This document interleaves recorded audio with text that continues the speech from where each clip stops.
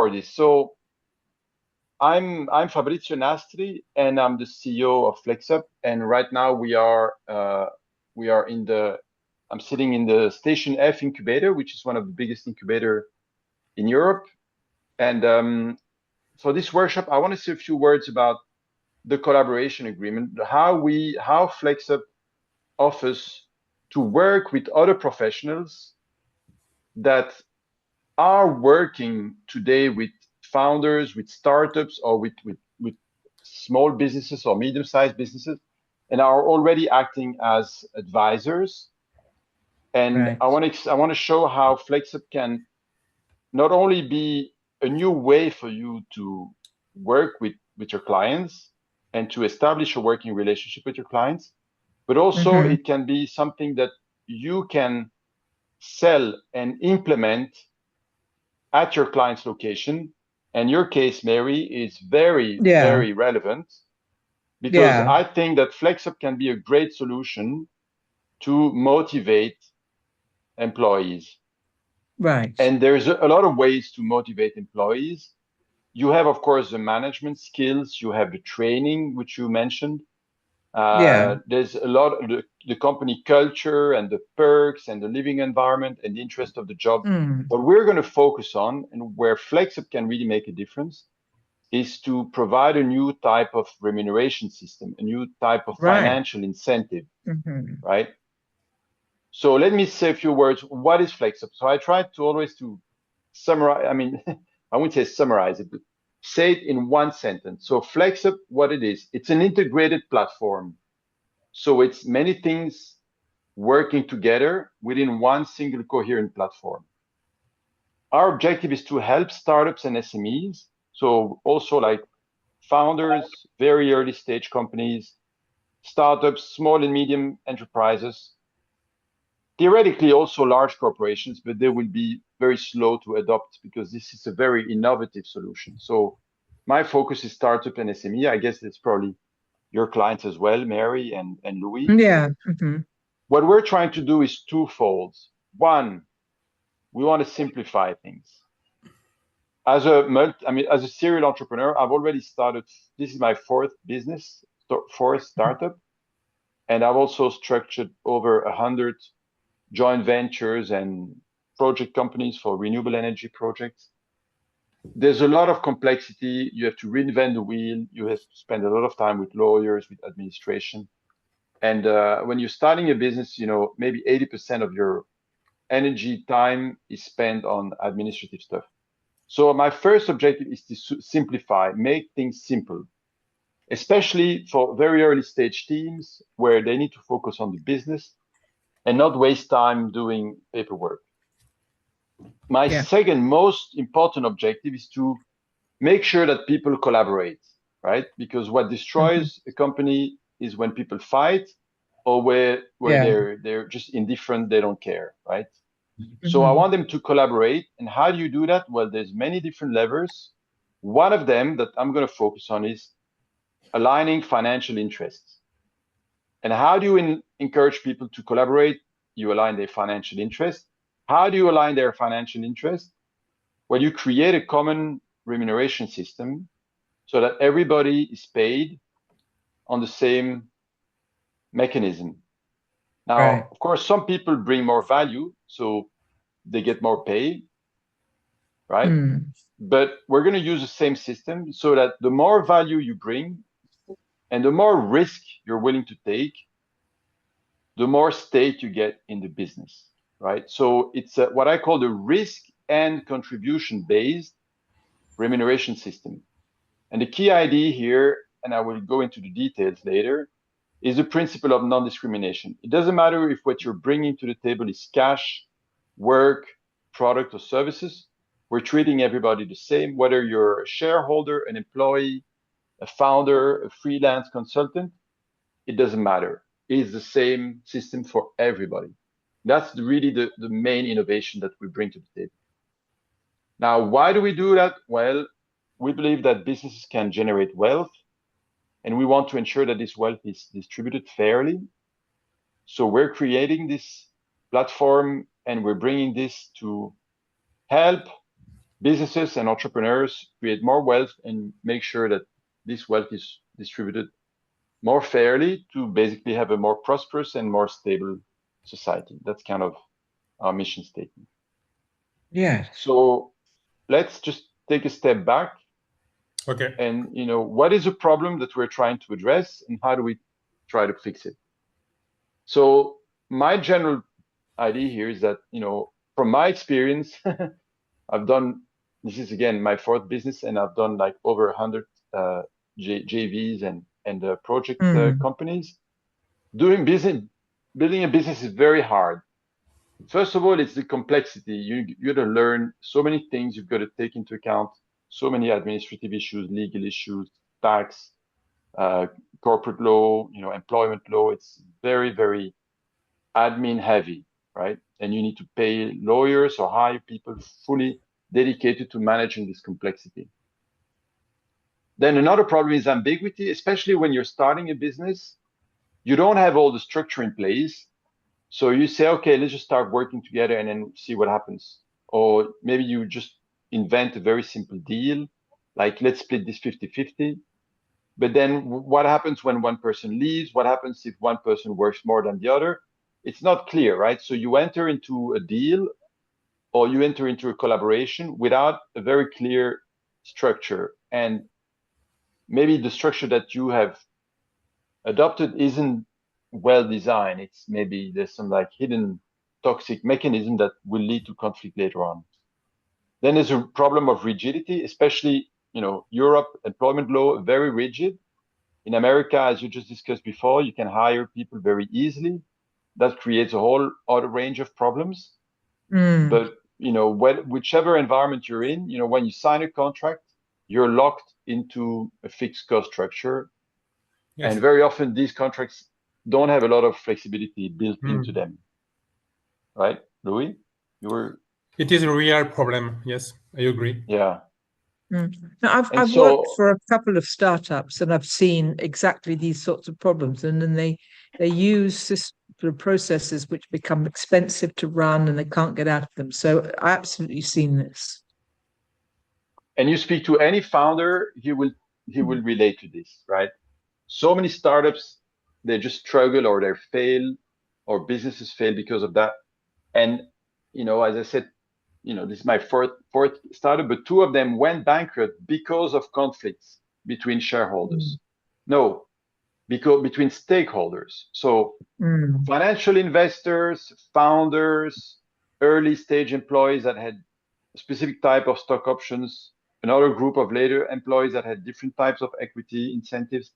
They all had conflicting interests, and I was spending all of my time trying to deal with these conflicts, right? And that was just draining everybody's energy, and people started leaving because they were disenchanted with the project, and they felt they were not being treated fairly. So business is hard. We're trying to make it easy, right? In many different ways, and it's kind of a one-to-one correspondence. So I want to bring simplicity. So how do we bring simplicity? Well, we create a platform like an app that does a lot of the things automatically. And we also provide a standardized framework so you don't have to reinvent the wheel. And every time we have good feedback on how to improve something, we build it into the system and everybody benefits.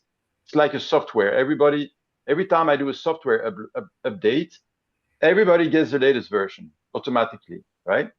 So then everything becomes much easier because you don't have to reinvent the wheel. You benefit from the feedback of everybody using the platform. And second is the structure. We create a very, very clear, very simple, but standardized framework for contracts.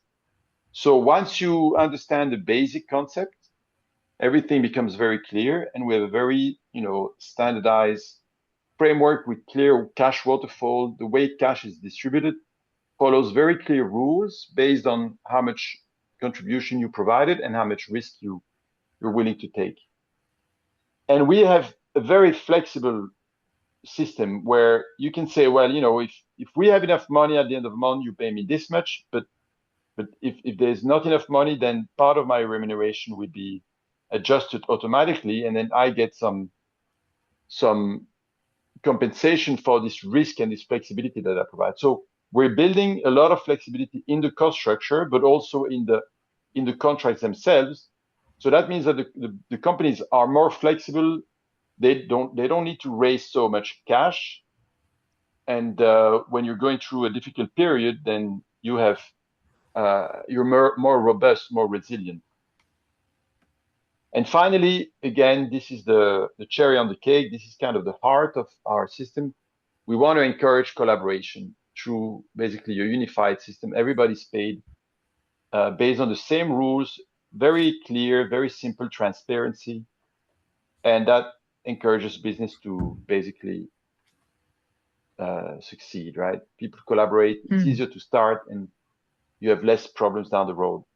So how do we achieve this? Well, how is our solution built?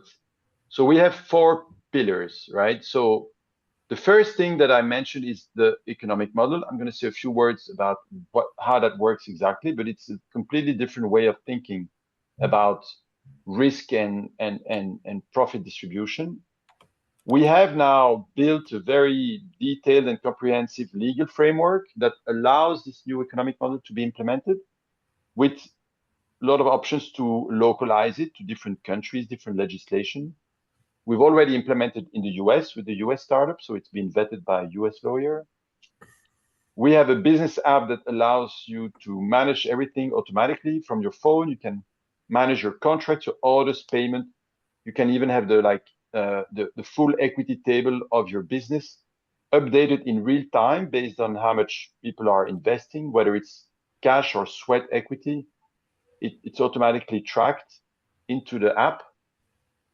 And finally, and that's what we're going to focus on today, is what I call the partner network. So all the people that understand how FlexUp works, they align with the philosophy, and they can be our ambassadors, talk about FlexUp, bring us business. You can yourself adopt some of the FlexUp tools for your own business. And then you can also become a FlexUp expert, a FlexUp advisor, and you can basically help implement FlexUp with your clients, right? So if typically, in your case, Mary, your clients has a problem of employee motivation, they need to think about a new incentive system, you can help implement FlexUp in their company. And basically, FlexUp ourselves, our internal resources, and our network of partners, we are there to help the startups that we work with. And we are progressively going to be able to provide them with any kind of support, whether it's advisory, coaching, funding, or any type of product or service that people in our network can offer. And one of the key ideas is that since you're playing along with the rules of the FlexUp system, you're allowing your clients to pay you with equity when they don't have enough cash to pay you properly, right? That's a problem when you work with startups. They don't have enough money. So what you do, either you work for free or you work for equity. We allow a mix of both in a way that makes it very simple to implement and provides the founders still the control of their company, because they're very often founders are afraid to give away equity because they're losing control, they're diluting with themselves. But in the FlexUp system, it's not real equity. It's a type of virtual equity. We call it mix of tokens and credits, which I'm going to explain right now. So let's talk about the economic model. So we live in the conventional system, which is built on the principle of discrimination. And it's a bit radical, but that's how it works, right?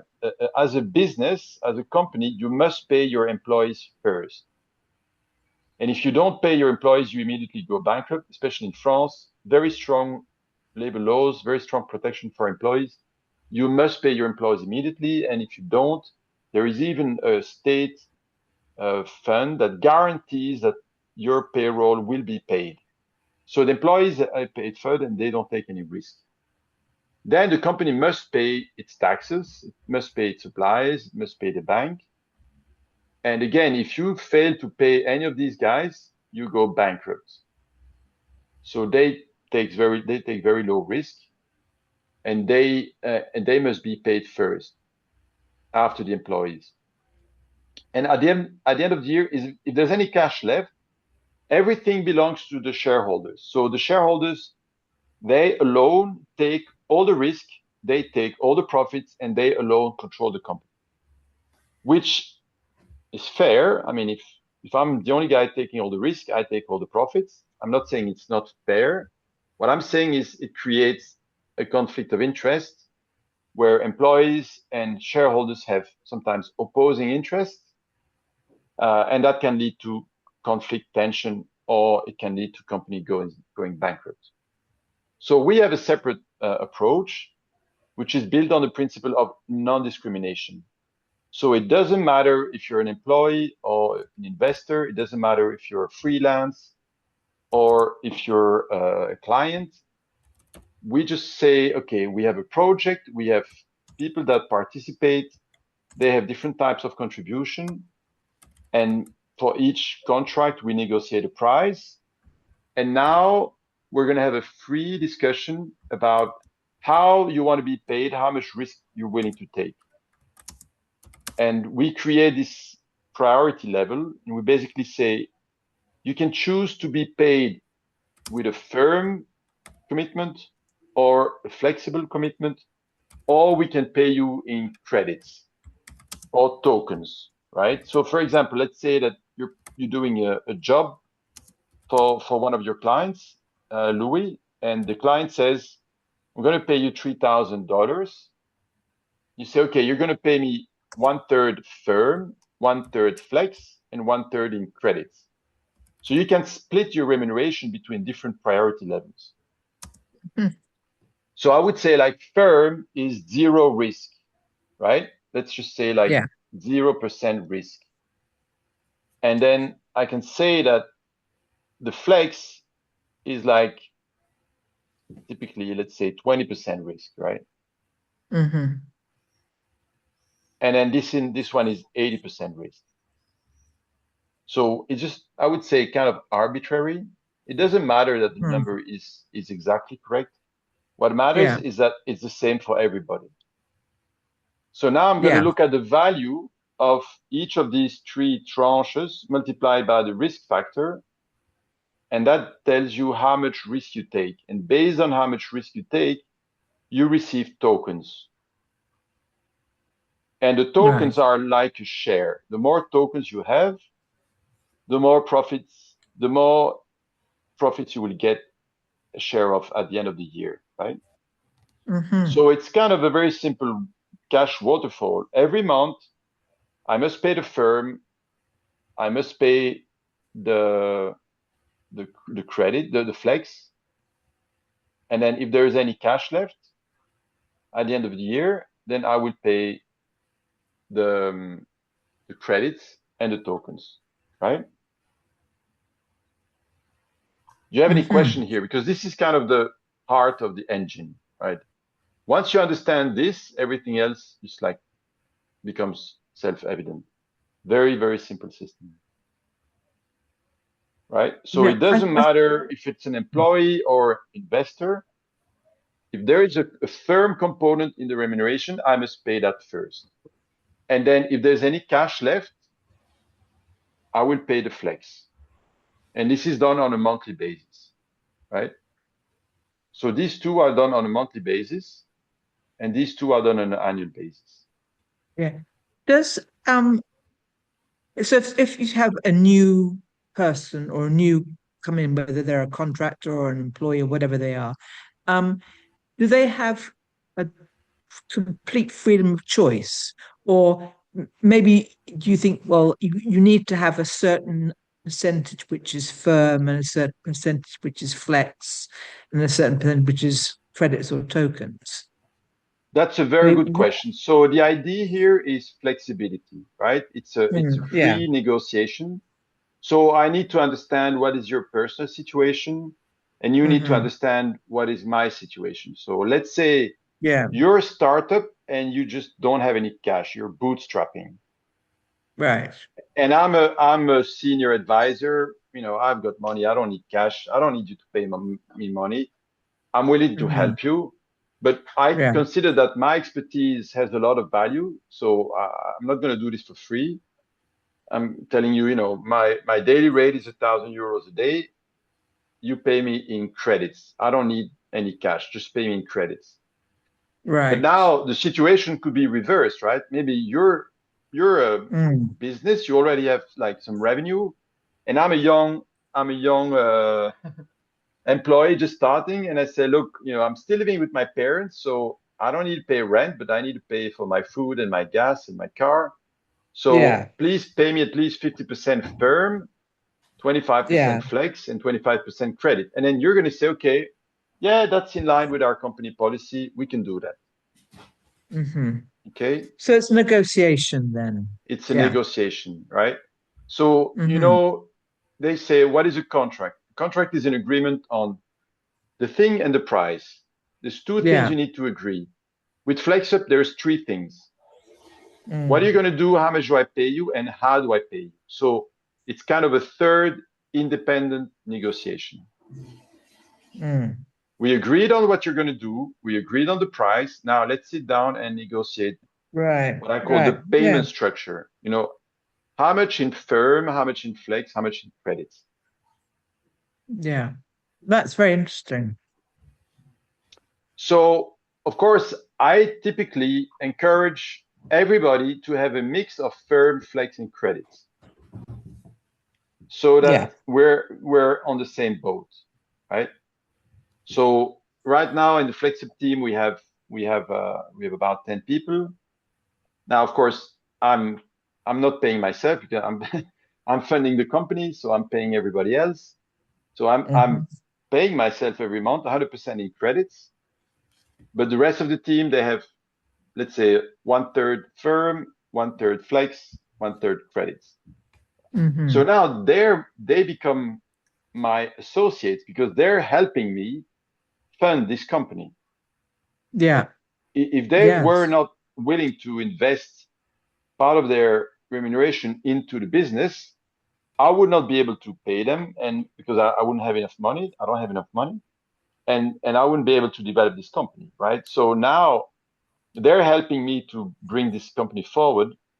So that means that they're not just employees; they're become my associate, and that completely changes the mindset. So in terms of engagement and motivation, it's a completely new story. And also in terms of attracting talented people. So Louis is very talented. I would never be able to afford someone like him. But if he agrees to invest some of his remuneration into equity, what I call equity, this is just this mix of credits and tokens, then I can offer him an attractive package, even if the cash component is only very small. But then that means he needs to believe in the business.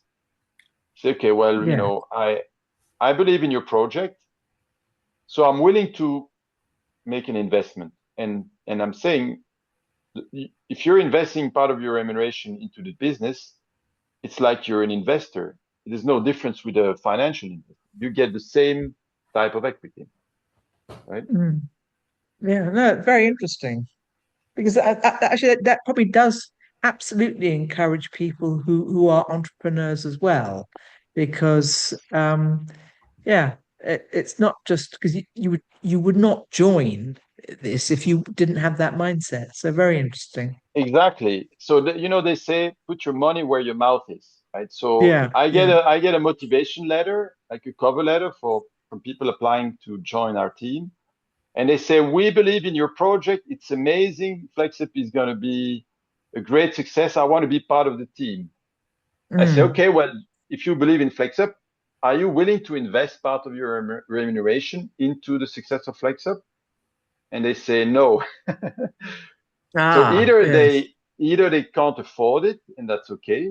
Then we can talk about how much firm cash remuneration do they need. But if they say, no, I don't believe in the business enough to put skin in the game, then I know that they don't really mean it, right? So it's a good criteria. It's either they walk the walk or they just talk the talk. Yeah, absolutely. Is there a sort of time scale? So, say for tokens, I mean, obviously it depends on your business and whether your business follows the plan that you have for it. But is when people agree, okay, I'm going to take 80% of my remuneration in credits or tokens, is there a time scale that you agree to, or they agree to? There's two different answers to your question. So on the one hand, you can always agree beforehand and say, look, for the first 6 months, you're going to be 20% firm, 80% credits. But within 6 months, you're going to go 50-50. Right. So as a founder, I'm taking the risk and I'm making a bet that within 6 months, I should be able to pay you a bit more. That's kind of the first answer to your question. The second answer is, when are the credits and tokens actually going to be paid out? Well, when the company makes profit. Yeah. Like if you're a shareholder, you invest in a business and you hope that one day you'd get dividends so that you can sell your shares. That's the same. If you're investing in credits or tokens, then you're just taking a risk as an investor, right? Yeah. Okay. No, that sounds good. That sounds very interesting. So let's talk about the collaboration agreement, right? And right. Yeah. So this could be you, Mary, it could be Louis. You say, I like FlexUp. I understand it. I want to be part of it. I want to join this ecosystem. And I want to keep my current job. And my current job is I'm providing some kind of service to businesses, typically, right? I'm a freelance. I'm a consultant. I work with businesses, and I want to use FlexUp to increase, my business success with my clients. But also, I want to use FlexUp to basically sell FlexUp to my clients so that they start using FlexUp as well, right? Yeah. So the collaboration agreement, like everything that we design in FlexUp, is something that we're going to use, but that anybody else can use. It's in the public domain. You can download all the documentation. You can download the contract. You can use this collaboration framework with anybody else. But let's look at the example where FlexUp, we are the operator. So we have developed a platform. We've developed a whole range of products and services. We have a brand. We have an IP. And we're saying, Mary or Louis, you can join the network as a collaborator. You remain an independent business, you remain an independent professional, but you can do a job for a customer. Let's call him a customer, and let's call that an engagement, right? So either you're engaging with a customer, and we're gonna help you. So we're doing this as your subcontractor in a way, or we are engaging with the customer directly, and then we're going to rely on your support or your services, right? Right. So if it's a bilateral contract, we sign it, but either of us could be signing a contract with a customer and then relying on the other party to provide one or more of the activities, right? So I just want to skip here to see what it means. What are the activities? So for any kind of intellectual property service, you can break down the value in this standard. It's a standard value breakdown, right? I can call it standard value breakdown.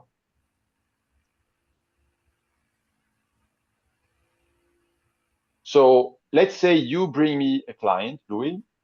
I will say, for the referral, just for introducing me to this client, I will give you a 5% fee of everything that any business I make with them for the next 3 years. If, in addition to the introduction, you actually did the sale, like you're going to meet the client 1 time, 2 times, you do the pitch, you negotiate the contract, you do the demonstration, you spend, I don't know, 10, 20 hours over 6 months to close a deal, then that's worth another 10%. That means you will be getting 15% of all the revenues I make with that client. So in that case, so if you're like doing only number 1, you're like an ambassador. If you're doing 1 and 2, you're like a sales agent. Now you could also invoice directly and then subcontract to us, or we could be invoicing the client and subcontract to you. So this is a very flexible system. It doesn't matter who's doing what, right? We have these activities. Any of the 2 parties can do 1 or more of these activities, and the other can do the others. But the way we break down the value remains the same, right? Doesn't matter on who's doing what. The value depends on what activity you're doing. So if you are now doing a project with a client where you are going to implement FlexUp with that client, and you found a client, you negotiated the contract, you're invoicing him directly, and you're actually doing the assignment, you just pay us a 10% fee for the royalty, for using our app, our brand, our platform, our license material. But conversely, if we find a client and we sign it and we invoice him and we provide the IP and we just say, Mary, Louis, we've got this client, you've got the skills, here's the project, here's the assignment, would you like to do the execution? Would you like to be basically our subcontractor? Yeah. Then you keep 70%. Right. And if there is no IP, you keep 80%. So the IP is optional. If you're selling your current services, then there's no IP to pay, right? Because you already have your own services and products that you're selling. Okay. Right. So the whole principle of the collaboration agreement is we have 2 parties, the collaborator, that would be you, for example, and operator would be FlexUp. We want to work together so that we can serve various customers. And with each customer, you might have an engagement. And for each engagement, we just agree on who's doing what. So maybe we're going to say, Louis, okay, that client, you introduce him and you do the sale, but we're going to invoice. And we are providing the service. And then maybe another client is, we introduce him to Louis, and he does everything else. So then we just keep the 5% introduction fee, but Louis is doing the sale, invoicing, there's no IP, he's providing the service, so he keeps 95%. Very, very flexible, okay? Yeah. So if the contract is bilateral, then I introduce 2 new terms. This can be a bit confusing, and if you have any ideas to improve the wording, we'll improve the wording. But I call the vendor is the one who's sending the invoice to the client. Yeah. And the performer is the other party. Okay. Yeah. So the default scenario is FlexUp is a vendor. We sign a contract with the client, and then I call Mary and I say, "There's this job. Would you like to do it? It's already signed. We're invoicing, and then we'll pay you your 80% execution fee or your 70% execution fee." And we just keep. That's scenario 1. Scenario 2, Louis, you bring me a client and you say, Fabrizio, this is one of my long-time clients. I'm going to invoice him directly. You just do the execution. For example, you provide, legal support, advisory services, whatever. Okay. Fabrizio. So it can be either way. You see, this is scenario 1 and this is scenario 2. Fabrizio? Yep. I'm sorry, but I have to leave the meeting. That's because okay. I have a physiotherapy appointment. I'm sorry. No Married. worries. I'm sorry. I will contact you tomorrow because I am very interested in your project. Okay? I will contact Great. you tomorrow. Okay? Okay, I'm sorry, perfect, but Louis. I have to go. I have to go. I'll send you the recording so you can see the rest of the Yes, presentation. of course, Okay? of course. And just for information, anybody who's watching this who signed up to the meeting but couldn't come, you will also receive It's a okay. I recording. understand. It's Yeah. okay. Yeah. Thank you, Louis. Thank you very much. See you soon. Bye-bye. Bye-bye. So what we're doing now is we're taking this one step further, and we have already two collaboration agreements that are expanding into what we call the FlexUp Hub. Yeah. So it's basically in any country. It could be in Florida if you want to do it, or we already have one in two other countries. We have a local partner. They already have an established business. They're already working with a lot of startups. They have their own team with a lot of different skills, and they want to join the FlexUp ecosystem to use the FlexUp platform to accelerate their own activities of helping startups. Yeah. So a FlexUp Hub is just the same as a collaborator, except that it's not just a one person, it's a business. They already, maybe they're ecosystem builders. They already work with a lot of founders and startups. It can be an incubator, it can be an accelerator, it can be a venture studio, it can be a local development agency. It can be a local law firm or accounting firm, whatever. Okay, so we're already talking to a lot of different partners who are interested to open up a local hub. Yeah. So it's a kind of a very simple three-step process. So initially, they will mainly do referral and sales. So they're bringing clients to our platform. Basically, they bring clients to sign up to the FlexUp app. And then as they learn about FlexUp, then they can also provide the coaching, the onboarding services, the advisory directly to the client, right?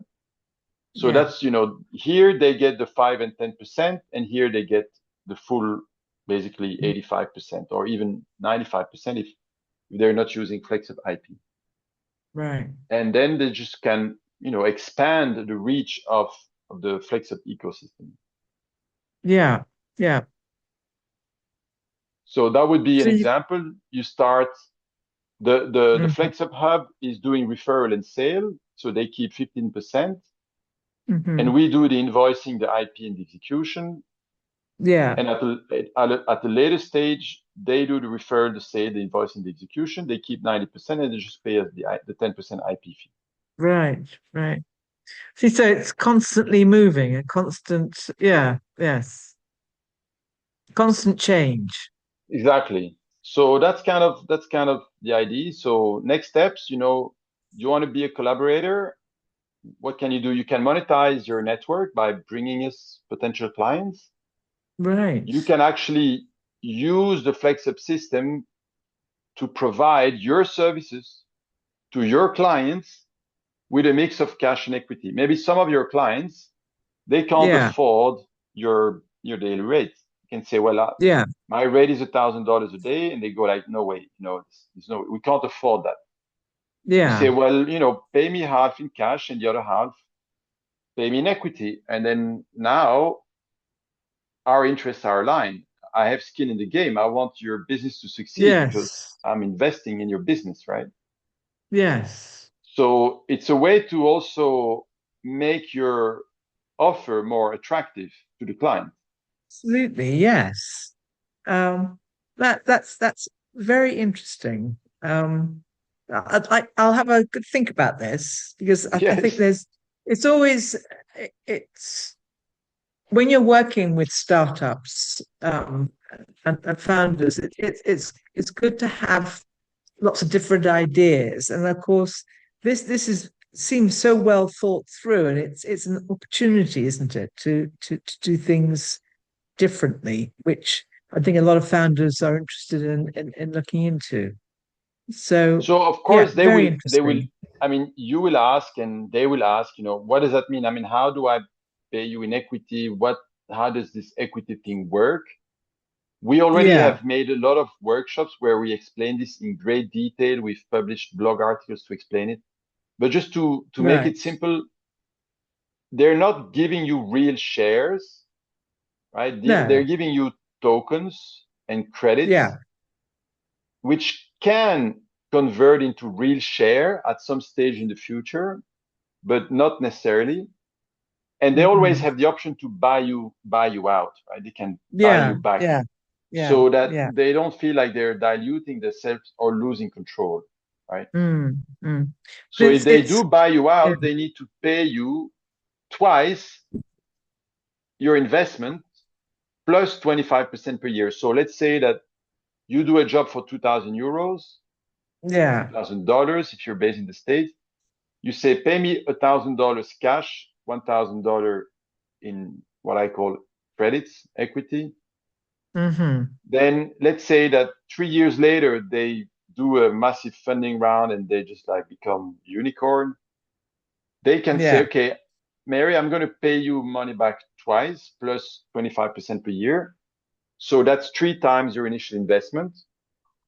That means that instead of getting 2,000 euros up front, you got 1,000 euro up front. You invested 1,000 euros, and that 3,000 euros becomes 3,000. So in total, you got 4,000 euros, right? No, this is very interesting, and I think very attractive to a lot of founders. So, Fabrizio, thank you. Send me the presentation, and I'll see what else. Do you have any other written materials about it? We have so much material on our website that it's more than you could ever I'll go and have a look. read. But let me just show you our website is called flexup.org.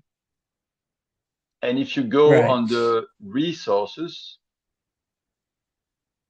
I mean, there's a lot of material you can download.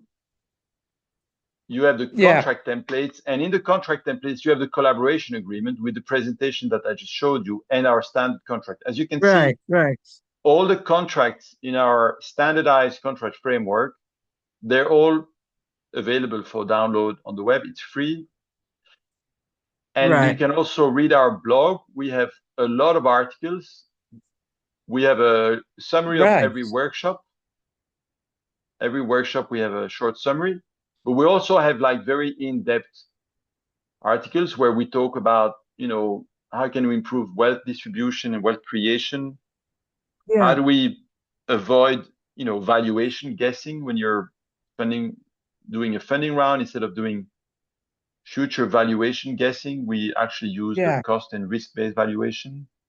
This is a question that a lot of the founders will ask you. How can I pay you in equity without diluting myself? Now this sounds there's a lot of material here. Very interesting indeed. So I came purely by chance, but I'm very interested to read more about this. So thank you very much. It was a pleasure. Thank you so much for joining. And let's stay in touch. All right? Absolutely. Yes, we'll stay in touch. I'll have a good read and I'll come back with any questions. Thank you very much. Hope you have a good evening. Bye-bye. You too. Bye-bye. Bye-bye. Bye-bye.